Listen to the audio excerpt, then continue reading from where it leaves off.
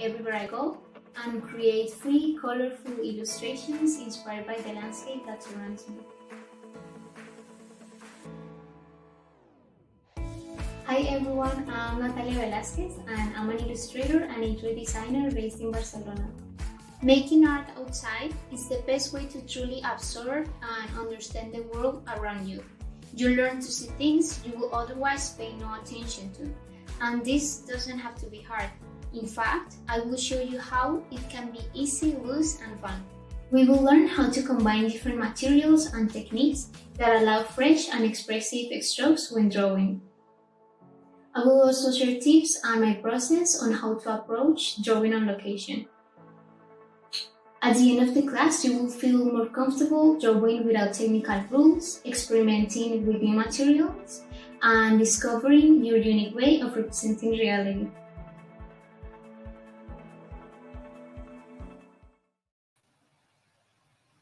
Everybody, and welcome to Etcher Studio. My name is Kathleen, and I'll be your host for today's class. And we are here with Nathalia Velasquez. Hi! And she's going to be teaching us a fun way to play with your mixed media tools through an expressive and playful urban sketch. All right, and I could see people in the chat already saying hi from Italy. Teresa's saying it's hot where she's at. Oh my gosh. But I hope we will be helping you to cool down. And we're going to be taking you in a quick trip to a port in Barcelona. So that's really, really a nice place. And Nathalia is using a reference photo. And you don't need to worry about the outline sketch because we'll be sketching together, but I'll be dropping that link in the chat. It's a PDF where you could find all the materials and also the reference photo that Nathalia will be using today. Also, stick around till the end of the class because we have a giveaway and I know you wouldn't want to miss that. So we're also streaming this class for free, but we'll be taking it down after the stream is over. Do not fret. You can access it, the whole recording, for just $7, and it's also a great way to support Nathalia of what she does. And if you have any questions, just type them in all capital letters in the chat so I could save them for our Q&A at the end. But if it's very urgent, I'll go ahead and try to answer it as much as possible. Enough of me, and let's go ahead and hand the floor to Nathalia so that she could go ahead and get us started and introduce herself. And yeah, let's get rolling, Nathalia. Okay, hello everyone. Well, first of all, thank you for being here today, all of you. My name is Nathalia Velasquez, and I'm very excited to share with you this mini workshop. We will show how to make this illustration from the port in Barcelona. We will use a reference photo. And well, I choose this place because I really enjoy drawing there. I think there's a lot of interesting things. There's a lot of interesting information. You have the boats, you have the sea, you have a lot of people, a lot of movement. There's buildings with different shapes, as a lot of seagulls everywhere. So if you want to follow more closely my creative process, you can follow me on Instagram as Puapualena. And well, as you can see, my style is very free and expressive. So, well, it has been a long process to get to this. So I hope you can learn something from my experience. Great. All right. And I just want to say welcome to everybody who's just joining today. Awesome. Okay, so first of all, I want to quickly show the materials we will use throughout the process. They can be separated into wet and dry media. This is just a suggestion. You can use whatever materials you have at home or different brands. So this first one we have here are the Ecoline and Sakura Koi watercolor markers or water-based markers. Then I have this Pentel Aqua brush in the large size. I like this one because I don't have to carry water in a separate container. The following are Caran d'Ache luminants that are permanent. Then I have these Caran d'Ache as well in the collection Supra Color that are water soluble. So you have to be careful when using it with water. Next is the pencil I'm gonna use is from Faber-Castell. It's called Pit Oil Base. It's very black, and I use the extra soft one. Okay. Then we have the Faber-Castell Polychromos that are permanent as well. And then I have these wax crayons that are Caran d'Ache Neocolor. You can use number 1 or 2. Just keep in mind that the Neocolor 2 are water soluble. Okay. Finally, we'll use these 2 shades of wash. I will use the Royal Talents brand. I already have these colors in my palette. They are dry, so what I will do is to activate them with water. Okay. Mm, for the sketchbook, I will use a Stillman and Burn in the Epsilon series. It is 150 GSM, and it's a smooth surface, so it's enough to make a couple of washes. We will start our illustration with a loose sketch that will help us if we need a little security on the line. Okay, I'm going to divide the process in 4 steps that I will explain as we go along. In this step, we will define the composition with very soft lines. In my case, I'm gonna use the pit oil base so that you can see lines well on camera, but try to make lines that are not so visible. So you can use whatever you're comfortable with as long as they are very light lines. I'm starting with the buildings in the background to mark an horizon and more or less know where the middle of my paper is. If we look at the reference photo, we can see that the yachts are in the lower half of the paper, and the buildings and the cable car tower are in the upper half. So in the lower half, there is much more information than in the upper half. So my horizon line will be a little above the middle of the paper to fit all the boats I want to put. With that in mind, I have started making very general shapes of the buildings.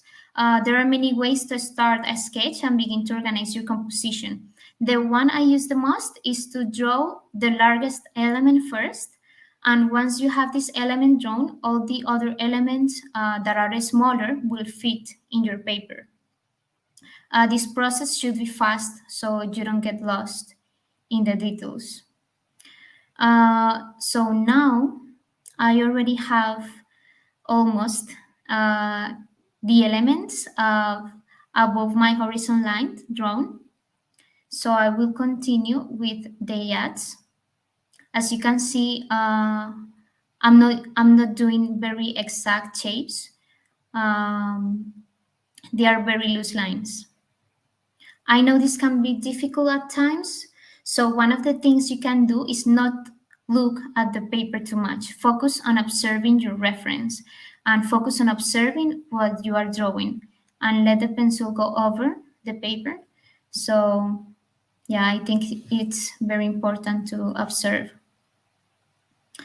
I'm going to draw only 4 yachts, even if in my photo there are many more. Here is where you will choose what you want to include and what you don't want to include in your drawing. 4 yachts for me works to represent what I want in the space I have. When drawing the dog at the bottom, you can see that I have distorted its shape a little bit with the intention of playing with the perspective and achieve a more cartoony finish. That's the idea. I made it in a flatter shape with the intention of making it look fun, like maybe a little weird. Mm, as you can see, I have drawn 3 boats that are cropped below, and I have added them entirely to my composition, so it will give much more richness and information to the drawing. I have also positioned them in a different way to how they look in reality, because one of the things I like to do, as I said before, is to distort the perspective without forgetting it completely. So now we have a first step done. We're gonna start step 2, which I call wet medium and mark making. In this step, we will use the water-based markers. We're going to focus on the big shapes, having as reference the lines that we have already drawn. The idea is to fill in the blank space with very loose and fresh marks. Okay, we will leave the space of the sky and the sea reserved to paint this as a last step. Okay, the marks and stains do not have to be exact. They don't have to be exact to what you see in the photo. The idea is to play and also to make use of the error. I will start by painting this iconic building, which is the W Hotel, I guess, here in Barcelona. Um, from now on, I will start using the four markers randomly to represent the different buildings and boats. So if you wonder why I choose these colors, is because I want a light base. I could use darker color markers, but in that case, the pencils I will use later wouldn't stand out the same. So this way, we will begin to apply color by layers and lose the fear of the white space. So try to release your hand, okay, and hold the marker without too much pressure. I'm sorry. So the less control you have over the marker, the easier it will be to paint freely on the paper. Okay. I also don't pay much attention to the direction in which I paint. I tend to do it in a disorganized way on purpose.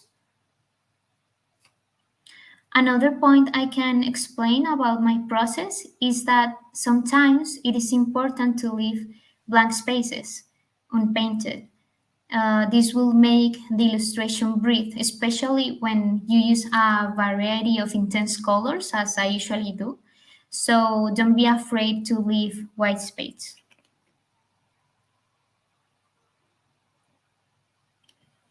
Here again, um, I'm still feeling with I'm still feeling different areas of the illustration with the same marker.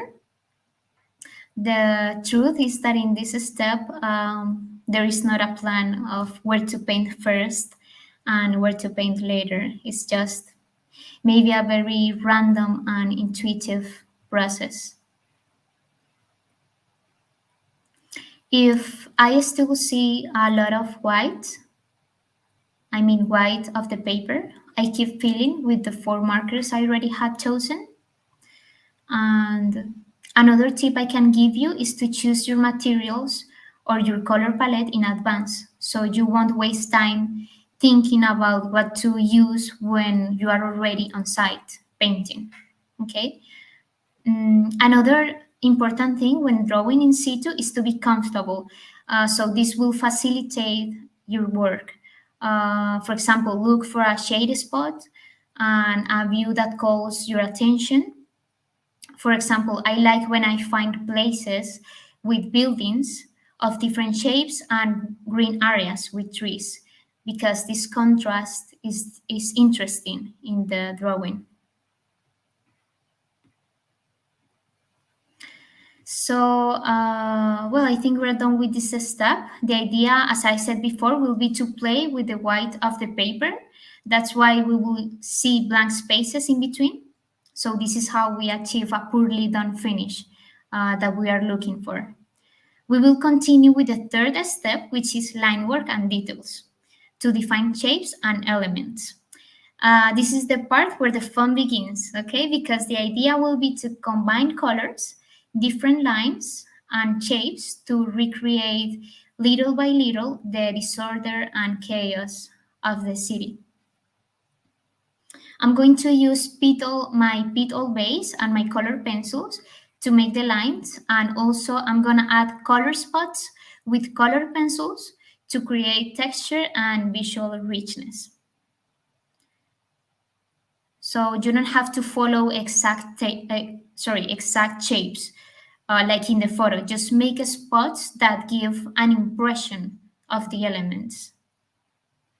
It is important that in our illustration we can get relationship in color, and this can be achieved by using similar tones in markers as well as in pencils.